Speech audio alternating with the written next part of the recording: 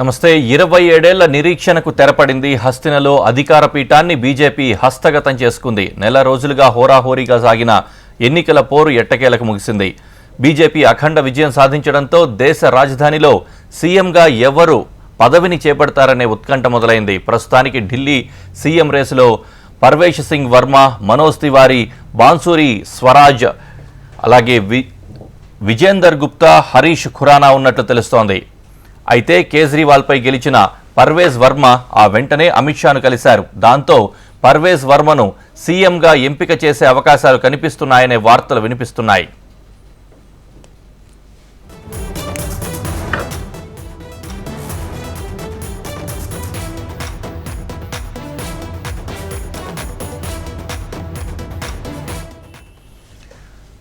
Delhi CM ఎవరు అనే చర్చ జరుగుతోంది. 27 ఏళ్ల నిరీక్షణకు తెరపడి హస్తినలో అధికార పీఠాన్ని బీజేపీ హస్తగతం చేసుకుంది. నెల రోజులుగా హోరాహోరీగా సాగిన ఎన్నికల పోరు ఎట్టకేలకు ముగిసి బీజేపీ అఖండ విజయం సాధించింది.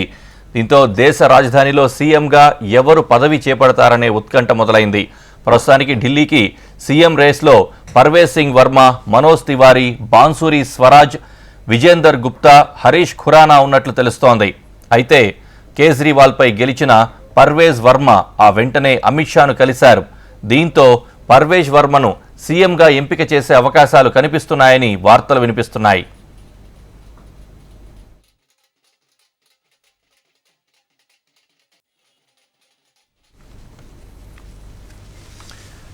దేశ ప్రజలంతా ఉత్కంఠగా ఎదురుచూస్తున్నారు. ఢిల్లీలో అధికార పీఠం చేపట్టిన బీజేపీ సీఎంగా ఎవరిని నిలబెడుతుంది అని ఎదురుచూస్తూ ఉన్నారు. 27 ఏళ్ల నిరీక్షణకు తెరపడి హస్తినలో అధికార పీఠాన్ని బీజేపీ హస్తగతం చేసుకుంది.